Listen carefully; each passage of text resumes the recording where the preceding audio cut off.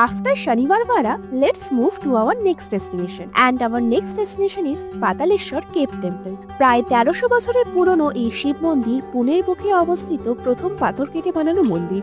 কথিত আছে পাণ্ডবরা অজ্ঞাতবাসে কোনো এক সময় এই গুহায় আশ্রয় নিয়েছিলেন। শনিবারওয়াড়া থেকে 15 মিনিটের ওয়াকিং ডিস্টেন্সে গুগল ম্যাপ ফলো করে যখন এই মন্দিরে পৌঁছালাম তখন ঘড়ির কাঁটায় প্রায় বিকেল 5টা।